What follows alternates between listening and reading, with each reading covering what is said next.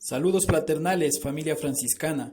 Bienvenidos a la Casa Abierta Virtual del Área de Ciencias Sociales.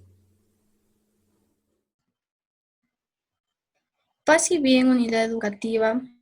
Mi nombre es Kelly Ochoa del curso primero de Bachillerato B y yo les voy a hablar sobre la democracia ateniense. ¿Qué es la democracia ateniense? Comenzó en la antigua Grecia en el siglo VI a.C. y culminó en el año 322 a.C. con la hegemonía macedonia. Es un estado opuesto a las tiranías, oligarquías y aristocracias. Fue la primera democracia documentada en la historia. ¿Cómo surgió esta democracia? Esta democracia era directa. Cualquier varón adulto de 20 años podía participar y también era un deber hacerlo.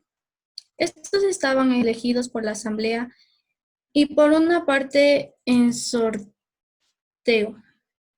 El poder legislativo y ejecutivo eran ejercidos directamente por el pueblo. Su origen surgió durante un periodo de estabilización económica y de reformas en la organización interna de la sociedad.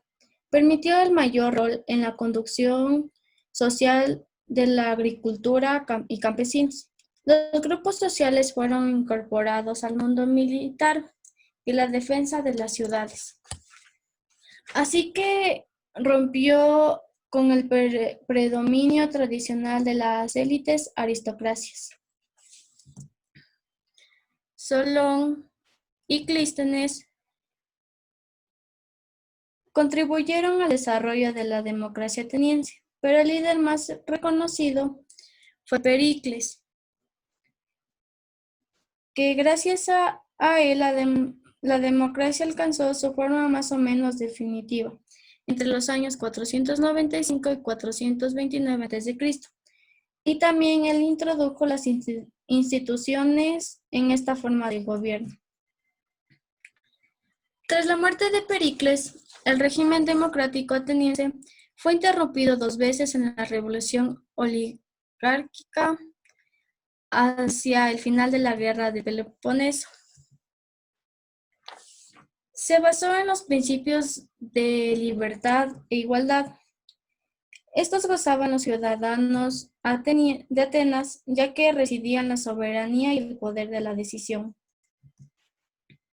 La Asamblea de los Ciudadanos era encargado de elaborar las leyes, también era el verdadero órgano de poder. Los cargos públicos. Cargos electos por sorteo. Este era el método más habitual para nombrar cargos públicos, ya que se consideraba el más democrático. Cargos electos por votación. Alrededor de unos 100 funcionarios de un milar eran electos por votación pública. Eran requisados para evitar los delitos de corrupción.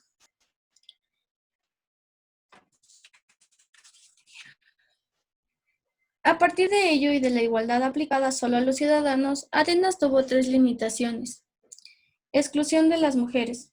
No tenían derechos políticos y solo estaban encargados de las cosas domésticas.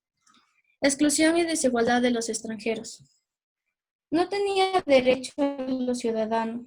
Sin embargo, eran obligados en caso de guerras a alistarse en el ejército. Exclusión y desigualdad de las personas esclavizadas. Eran prisioneros de guerras e hijos de personas esclavizadas. Participación ciudadana. El ciudadano como indicador. La ciudadanía consistió en el cuerpo conformado por todos los individuos en el ejército de los deberes y derechos. Tomaban la iniciativa para hablar en la asamblea e iniciaban un juicio público. Los magistrados. La administración estaba en las manos de los magistrados. Eran seleccionados por sorteos. Su administración no iba más de ser rutinaria y limitada. La democracia ateniense sigue siendo un experimento único e integrante. en la democracia directa, donde la gente no elige representantes para votar en su nombre, sino que desarrollaban la legislación y ejercían el poder ejecutivo de manera personal. Gracias por su atención.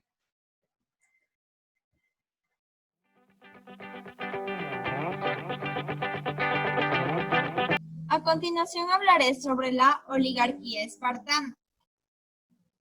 Su ubicación. Esparta estaba situada en la península del Peloponeso al sur de Grecia, a orillas del río Éufrates. A diferencia de la sociedad ateniense, Esparta no era ni una polis ni una ciudad, sino que estaba conformada por una agrupación de 5 aldeas que no estaban amuralladas, puesto que Esparta estaba fuertemente militarizada. Su sistema de gobierno. Esparta fue también llamada Lacedemonia.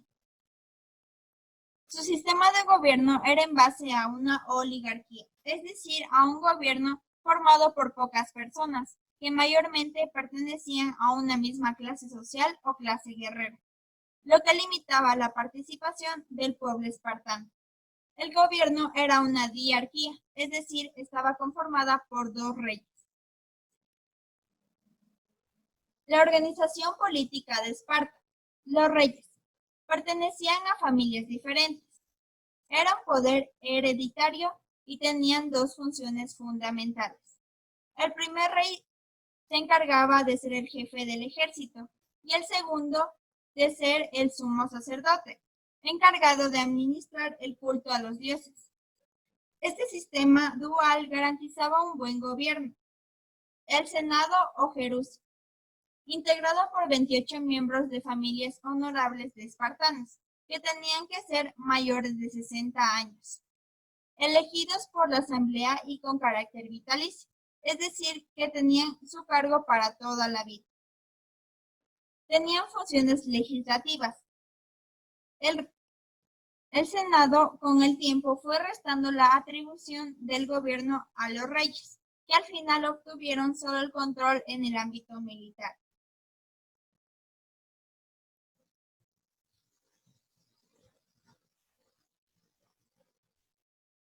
Los éforos eran 5 magistrados elegidos por la asamblea. Tenían la misión de proteger a los periecos y a los ilotas.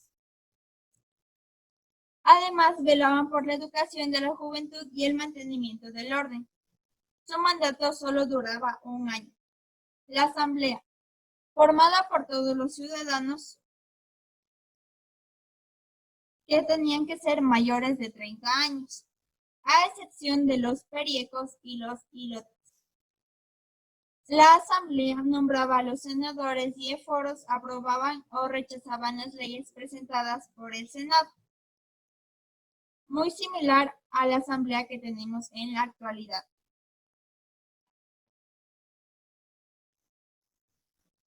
Las clases sociales. La primera clase social eran los espartiatas. Eran los únicos que tenían derechos políticos. Eran educados severamente por el Estado para la guerra. Se dedicaban al gobierno, realizaban ejercicio y controlaban los lotes de tierra. Y se encontraban primeros en la escala social. Después les seguían los periecos, que tenían derechos limitados. No participaban en el gobierno, pero tenían la obligación de asistir a la guerra. Se dedicaban a las labores artesanales, industriales, agrícolas y comerciales. Tenían la obligación de pagar impuestos. Los ilotas eran un grupo numeroso. Eran esclavos de propiedad del Estado. Se dedicaban al trabajo en el campo y no tenían derechos políticos. Muchas gracias. Mi nombre es Cindy Ortega y voy a hablar sobre las griegas destacadas Safo de Lesbos, Hipatia, Aspasia de Mileto y Diotima de Mantinea. Safo de Lesbos. Pasó toda su vida exiliada en la isla de Lesbos. Safo participó asiduamente en las luchas políticas y escribía sobre la tiranía de Pítago. quien estuvo 10 años en el poder. Fundó la Casa de la Servidora de las Musas, en las que enseñaba arte, canto, danza, literatura y filosofía a un grupo de mujeres jóvenes. Se dice que mantenía relaciones con muchas de sus discípulas, por lo que se ha convertido en un símbolo del amor entre mujeres. La poesía de Safo gira a menudo en torno a temas de amor y pasión, y tiene una claridad y sencillez de lenguaje. Dentro de sus poemas hay una gran viveza y franqueza. Escribió 9 libros de odas, epitálamos o canciones nupciales, elegías e himnos. Platón la adoraba y se refirió a ella como la 10ª musa.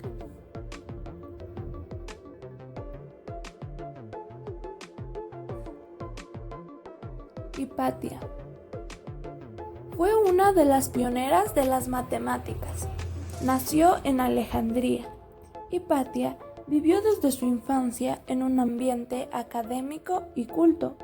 Aprendió matemáticas y astronomía de su padre, quien era Teón de Alejandría, un filósofo y matemático. Cultivó variadas disciplinas, como música, filosofía, matemáticas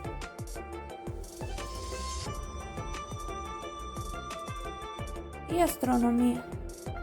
Se dedicó a enseñar todos estos conocimientos en el Museo de Alejandría e incluso llegó a dirigirlo. Educó a una selecta escuela de aristócratas. Escribió libros sobre geometría, álgebra y astronomía. Mejoró el diseño de los primitivos astrolabios, además de cartografiar cuerpos celestes confeccionando un planisferio. También se interesó por la mecánica. Se dedicó a la enseñanza de la filosofía, centrándose en las obras de Platón y Aristóteles.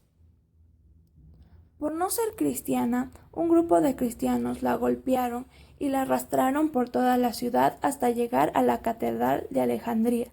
La desnudaron, la descuartizaron e incineraron sus restos. Aspasia de Mileto. Nació en Mileto. Fue maestra de retórica y tuvo una gran influencia en la vida cultural y política de Atenas. Tuvo un gran poder y despertó la admiración y el respeto de filósofos, artistas e ilustres demócratas. Desde muy joven leía entusiasmada las obras de poetas y filósofos, especialmente las de Pitágoras, de quien aprendió que en el cosmos todo es número y armonía. Su talento como profesora de retórica aparece mencionado por numerosos autores importantes del mundo antiguo, como Platón, Jenofonte, Plutarco o Cicerón, quienes alabaron sus capacidades. Fundó una escuela de filosofía, política y elocuencia para jóvenes y algunas mujeres. Con su ingenio y elocuencia logró que sus opiniones se tomaran en cuenta en la política.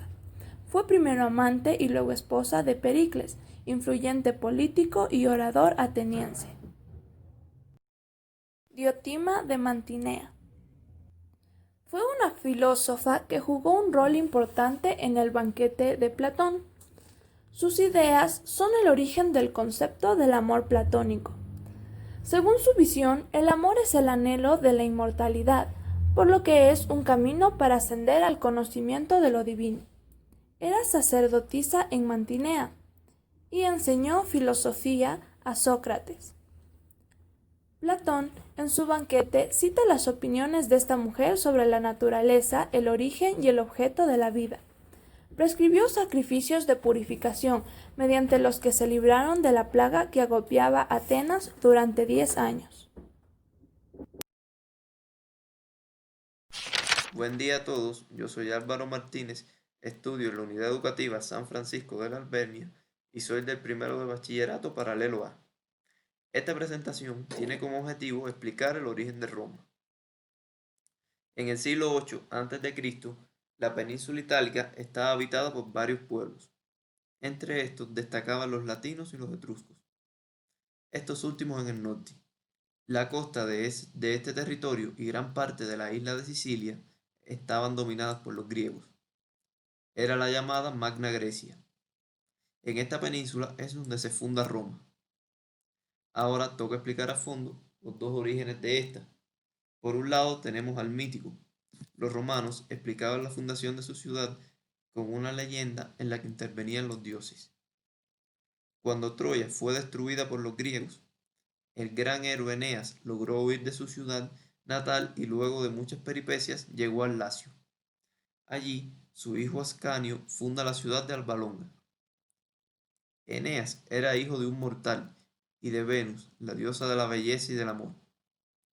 Varias generaciones después vendría Procas, quien tuvo 2 hijos y una hija. Estos eran Númitor, Amulio y Rea. Númitor era el mayor y por lo tanto el heredero. Amulio era el menor de todos, pero quería ser el siguiente rey, por lo que decidió matar a los hijos de su hermano Númitor, haciendo que no tuviera descendencia y no pudiera heredar el trono. Pero aún quedaba Rea, su hermana mayor, y para conseguir que tampoco tuviera descendencia, la obligó a convertirse en Vestal, sacerdotisa dedicada a Vesta, que estaba obligada a permanecer virgen toda su vida. Sin embargo, Marte, el dios de la guerra, se enamoró de Rea y tuvo con ella 2 hijos, llamados Rómulo y Remo. Amulio, al enterarse de esto, entró en cólera y encarceló a su hermana, y también tiró a sus 2 hijos al río Tíber. Una loba los rescató, amamantó y se hizo cargo de ellos durante un tiempo.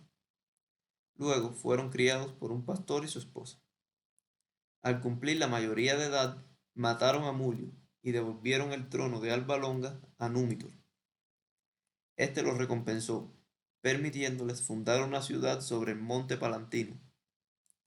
Ambos hermanos querían reinar en la nueva tierra y dejaron a los dioses decidir cuál de los dos mandaría. El elegido fue Rómulo, quien marcó con una rama una raya en el suelo e indicó que sería el límite de su nuevo reino. Remo, riéndose y burlándose de su hermano, cruzó la raya, haciendo que éste entrara en cólera y lo matara con sus propias manos. La ceremonia de la fundación de Roma fue un acto religioso efectuado según el ritual etrusco en el año 753 a.C. Unos instantes después, Rómulo se dio cuenta de lo que había hecho. Acababa de matar a su propio hermano.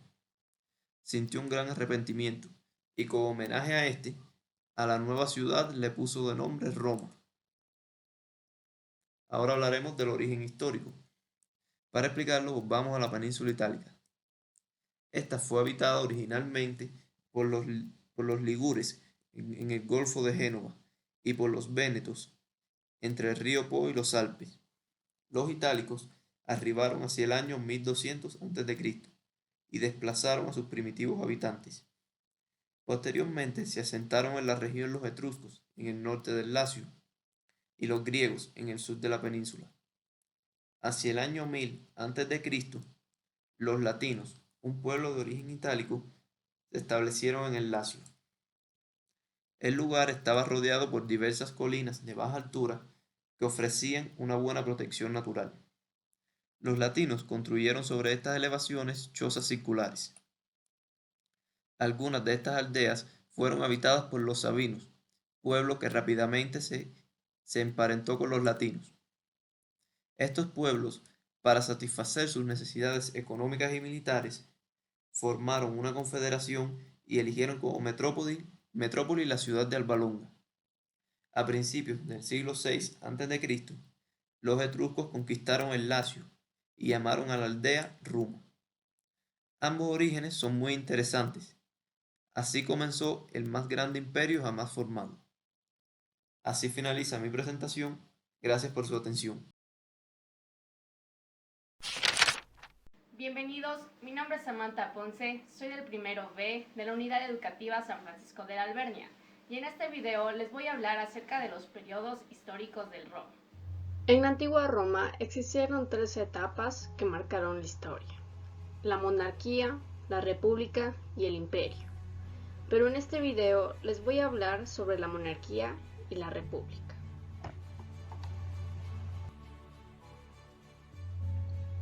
La monarquía. La monarquía empezó en el año 753 a.C. hasta el año 509 a.C. Se caracterizó por ser gobernada por reyes que representaban al pueblo. El rey tenía el poder máximo dentro del ejército e impartía justicia y era una alta autoridad en la religión. El Senado era el que apoyaba las decisiones del rey. Roma ganó mucha importancia por las rutas comerciales que utilizaban y en las especialidades que eran las de la sal. Llegaron a construir puentes, acueductos, nuevas casas, templos y una gran muralla que dividía a la ciudad. De esta manera, poco a poco, Roma fue convirtiéndose en una ciudad-estado. Pero como todo tiene un comienzo, también hay un final. En el año 509 a.C., la monarquía tuvo su fin, a manos del rey Tarquino el Soberbio, quien fue derrocado y expulsado después de unas revueltas, dando así paso a la República. La República empezó en el año 509 a.C. hasta el año 27 a.C. A partir de aquí, el pueblo decidió no ser gobernado por reyes, así que impartieron instituciones que ayudarían con la organización de la ciudad. Estas instituciones eran elegidas por el pueblo y se dividían en las siguientes. Los magistrados eran aquellos que ejercían diferentes cargos dentro del gobierno y solo duraban un año. Solo los patricios podían ser magistrados. Los magistrados se dividían en cónsules, cuestores, prestores, ediles y censores. Los cónsules y prestores hablaremos más adelante. Los comicios o la asamblea popular. Ellos eran los encargados de aprobar las leyes, decidían entre la guerra o la paz. Sus organizaciones eran dependiendo por su clase social o su riqueza, y eran los responsables de la elección de los magistrados. El Senado. El Senado fue el máximo órgano de gobierno romano. Se encargaba de tomar las decisiones políticas. Estaba compuesto por antiguos cónsules y magistrados. Controlaba y dirigía las funciones militares, religiosas y las finanzas. Los cónsules y los pretores.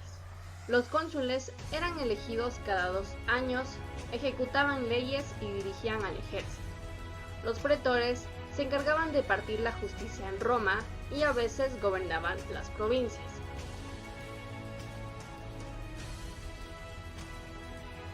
Una vez que obtuvieron su organización política estable, Roma comienza a crecer, dominando territorios, obteniendo más riquezas y ganando guerras. Poco tiempo después, fomentando la desigualdad social, lo que provocó revueltas y muchas protestas. Ante esta situación, el Senado cedió el poder a jefes militares que pelearon entre sí, pero el vencedor fue Julio César en el año 48 a.C. Se mantuvo en el poder durante 4 años hasta que fue asesinado. Tras el asesinato de Julio César, el 15 de marzo del año 44 a.C., y una vez sus responsables son vencidos, se forma un nuevo triunvirato con Octavio, Lepido y Marco Antonio. En el año 27 a.C., Octavio, después de vencer a sus rivales, Lepido en el 36 a.C. y a Marco Antonio en el 31 a.C., trae nuevamente la paz a Roma y se convierte en el primer emperador. De esta forma, acaba la República y comienza el Imperio. Muchas gracias por la atención. Un saludo de paz y bien a los presentes de la Unidad Educativa San Francisco de la Albernia, autoridades, padres de familia y compañeros. Debido a la emergencia sanitaria que atraviesa nuestro país actualmente, nos hemos visto obligados a cambiar nuestra modalidad de estudio. Para ello, mediante un video les voy a mostrar mi aprendizaje en la asignatura de Historia. Bienvenidos. Mi nombre es Paula Mena y pertenezco al primero de Bachillerato Paralelo B. Yo les voy a hablar sobre el Imperio Romano. Voy a empezar la historia un poco antes. La clase baja, es decir, los plebeyos, hacían huelgas para que el Senado les diera más derechos, y el Senado tuvo una idea, y conquistó otros pueblos. Y así fue como los romanos formaron un sólido ejército para expandir su territorio, primero en la península itálica, luego conquistaron Grecia, Italia y finalmente la ciudad de Cartago, que les pasó el control sobre todo el mar Mediterráneo. Pero gobernar tanto territorio se volvió todo un reto, hasta que llegó un general del ejército llamado Julio César y un día tomó el control sobre toda Roma, y con él Roma dio inicio a su época más gloriosa, que fue el Imperio Romano. Este quería mejorar la condición de los plebeyos y a los senadores no les gustó esta idea y crearon una conspiración para más tarde asesinarlo a cuchillazos en el año 44 a.C. Y así fue como César Augusto, un hijo adoptivo de Julio César, se convirtió en el primer emperador romano. Los romanos querían más territorio del que ya tenían, y con el ejemplo de Alejandro Magno, el gran conquistador de Macedonia, lograron cumplir esta ambición, y así los soldados formaban la famosa formación Tortuga y otras armas de guerra, como la catapulta. En los primeros tiempos del imperio, Roma conquistó desde el Océano Atlántico hasta el río Éufrates y desde Inglaterra hasta el desierto de Sahara. La mayor extensión de este imperio fue en el siglo II después de Cristo durante la gobernación de los emperadores de Claudio y Trajano. Los emperadores buscaron una forma de mantener entretenido al pueblo. A esto se le denominó como pan y circo. Los emperadores llevaban a varias personas para que lucharan entre sí. Ellos eran llamados gladiadores. Generalmente eran prisioneros de guerra o esclavos. Las ciudades romanas estaban amuralladas y formadas por calles empedradas. Se preocupaba mucho por mejorar su estructura y organización. Construyeron puentes para cruzar ríos, calzadas para comunicar ciudades y los famosos acueductos para transportar agua. Crearon edificios para el entretenimiento de la población, como circos, anfiteatros, teatros o escuelas para los niños. La ley era fundamental en Roma. Tenían un código de normas en el cual hoy se conoce como el derecho romano. En la actualidad, antes de proclamar una ley, se toma como base este mismo. Se me olvidaba mencionar que durante el mandato de César Augusto se tomó como una época llamada la Pax Romana, que era donde el ejército poderoso garantizaba un alma de seguridad. El Imperio Romano de Occidente cayó en 476 después de Cristo, a manos de los bárbaros germanos. La otra mitad se convirtió en un imperio bizantino y se mantuvo en pie hasta 1453. Para concluir, el Imperio Romano ha sido el punto de partida de varias civilizaciones, y hemos tomado como ejemplo sus creaciones para que en la actualidad eso sirva como base para innovar los mismos. El Imperio Romano era un lugar lleno de gente con una necesidad desesperada por buenas noticias y misericordia, en una sociedad con un lenguaje universal, estabilidad política y muy buena transportación en un área enorme de muchas diversas nacionalidades. Romanos 5:6. Bienvenidos todos, soy Pamela García del primero de bachillerato paralelo B y les voy a hablar sobre mi tema, el legado de Roma. Los romanos nos transmitieron su legado de arte, arquitectura, ciencia, política, religión e ingeniería que veremos a continuación. Roma dejó una importante huella en la humanidad, creó el imperio más importante de la historia y aparte nos aportó con varios aspectos que en el lado occidental perduran hasta el día de hoy. Arquitectura. La arquitectura romana se caracterizaba por su monumentalidad, belleza, gran solidez y porque era de uso público. Los romanos comenzaron a lograr una gran originalidad en la arquitectura, ya que era muy diferente a la de cualquier otro imperio. Pero esta era tomada también de varios aspectos de la arquitectura de Grecia, incluyendo la mayoría de los elementos del estilo que ahora llamamos la arquitectura clásica. Uno de los aportes que nos dejaron los romanos fue que la estructura de los coliseos es la misma que se usa actualmente para construir los estadios de todo el mundo. Algo más que nos dejaron fue que nos establecieron un nuevo estándar para construir los actuales acueductos. Arte. El arte romano fue un arte práctico porque logró combinar aspectos como lo son el aspecto de brindar tributos a emperador y a sus dioses, ya que estos también brindaban elegancia, confort y calidad, eran de talento práctico ya que se podían utilizar para decorar lugares. También el arte representaba en su historia grandes batallas o leyendas famosas, como podemos observar en la imagen la estatua de Rómulo y Remo de la Fundación Mítica de Roma. Ciencia. La ciencia y la tecnología en la Roma antigua estaban muy desarrolladas en comparación a otros lugares, ya que incluso aquí sobresalieron varios filósofos, como por ejemplo Hipócrates en el campo de la medicina. La geometría, en cambio, fue desarrollada por Pitágoras y Euclides, que era utilizada para medir la Tierra.